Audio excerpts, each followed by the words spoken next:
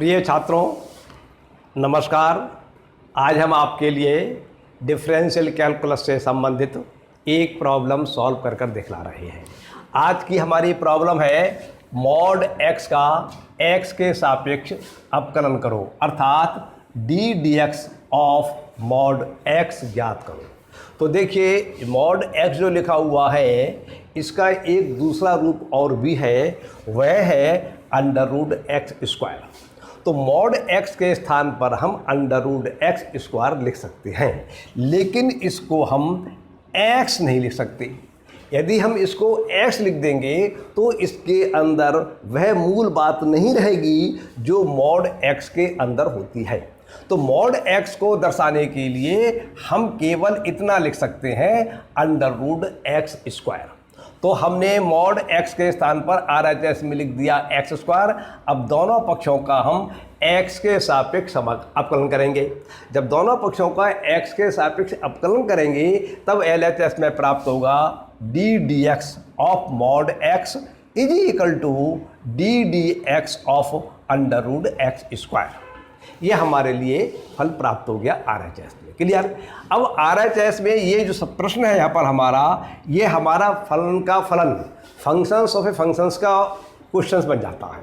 और जब functions of A functions का क्वेश्चंस होता है तो उसमें जो अवकलन करने का, डिफरेंशिएट करने का जो चेन मेथड है वो अप्लाई करते हैं। उस चेन मेथड को अप्लाई करने के लिए यहाँ पर हम एक्स स्क्वायर को t मान लेंगे।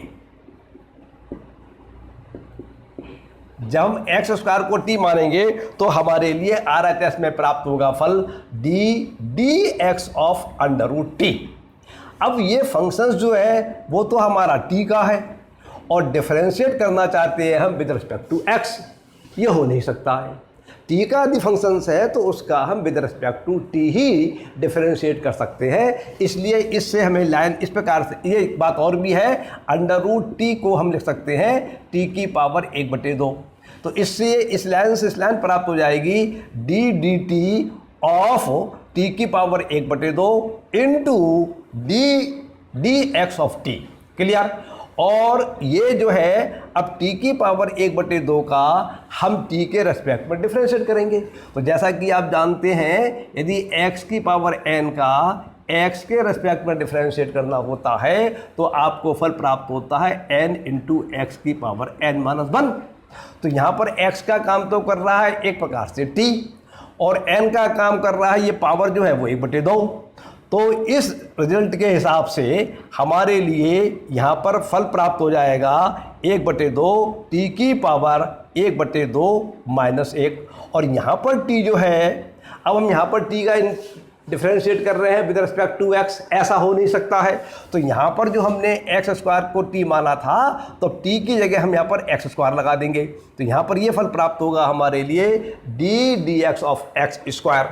और जैसा कि आप जानते हैं एक्स स्क्वायर का x के रेस्पेक्ट में डिफरेंशिएट होता है 2x, तो इसलिए इसका डिफरेंशिएट आपको प्राप्त हो गया 2x। अब वो t की पावर 1/2 -1 जब है, जब इसे सॉल्व करेंगे तो 1/2 में से माइनस के घटाएंगे तो हमारे लिए LCM लेके फल प्राप्त होगा 1 - 2/2 बराबर -1/2। तो इस लाइन से हमें लाइन प्राप्त हो जाती है 1/2 t की पावर -1/2 और 2x हमारे ये आ गई। और इस t की पावर -1/2 जो अंश में है, जब इसको हम हर में ले जाएंगे तो ये पावर पॉजिटिव की हो जाएगी। तो हमें लाइन प्राप्त होगी d d x of mod x is equal to 1/2 t की पावर 1/2 और 2x ये प्राप्त हो जाएंगे। इस 2 से 2 कैंसिल हो सकते हैं। क्लियर? तो हमें फल प्राप्त हुआ x बटे अंडर रूट एक्स स्क्वायर। क्यों? क्योंकि इस अंडर रूट, इसकी वजह से तो लग जाएगा अंडर रूट का चिन्ह, और इस t को हमने माना था एक्स स्क्वायर, तो यहाँ पर लगा देंगे हम x square.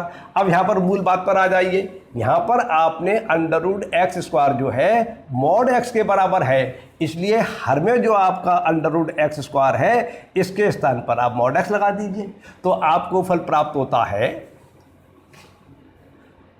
D d x of mod x is equal to x upon mod x. ये आपका इस प्रकार से मॉड एक्स का एक्स के रेस्पेक्ट में डिफरेंशिएट निकल आया।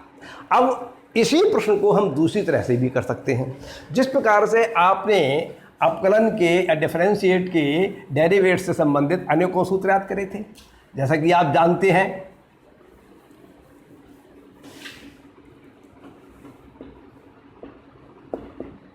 sin x का x के रेस्पेक्ट में डिफरेंशिएट होता है cos x, x की पावर n का x के रेस्पेक्ट में डिफरेंशिएट होता है n x की power n-1। Clear? log x का डिफरेंशिएट होता है with respect to x 1/x। इसी प्रकार से एक ये फार्मूला समझ लीजिए आप,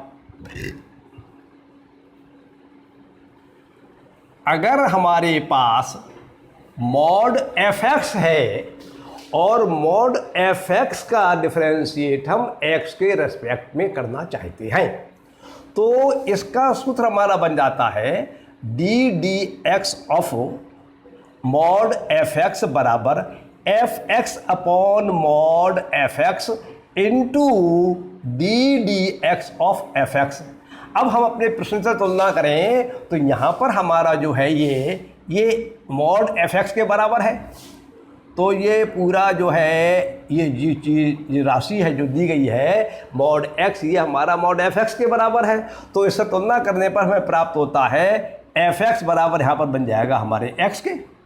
तो इस सूत्र में जब हम इन सब राशियों का मान यथास्थान लगा देंगे तभी यहाँ पर तो हमारा लगा जाएगा मॉड x, यहाँ पे लग जाएगा मॉड x, यहाँ पे लग जाएगा x और यहाँ पे लग जाएगा ddx ऑफ x।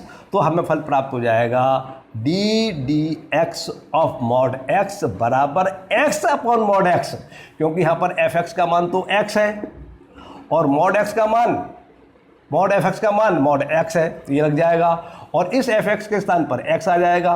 तो अब हमारे लिए यहाँ पर हम x के रेस्पेक्ट में x का डिफरेंशिएट कर देंगे, और जैसा कि आप जानते हैं x के रेस्पेक्ट में जब x का डिफरेंशिएट करते हैं तो 1 प्राप्त होता है। तो यहाँ पर हल आपको प्राप्त हो गया 1, और 1 का इसका मल्टीप्लाई करेंगे तो आपको हल प्राप्त हो जाएगा x अपॉन मॉड x। इसका मतलब ये हुआ कि मॉड x का x के सापेक्ष अवकलन x अपॉन मॉड x होता है। तो चाहे आप इस विधि से करिए चाहे इस विधि से करिए, ये तो एक प्रकार से मैंने आपको सूत्र बतला दिया। इस सूत्र में सबके मान ज्ञात कर लीजिए और सब राशियों के मान यथास्थान लगा दीजिए, आपका प्रश्न सॉल्व हो जाएगा। और यहाँ पर आप करना चाहें तो इस प्रकार से कर सकते हैं। क्लियर? तो आज का प्रश्न पूरा होता है। मैं अपनी बात को यहीं समाप्त करता हूँ। आप लोग इस बात पर विचार कीजिए, समझिए। नमस्कार, धन्यवाद।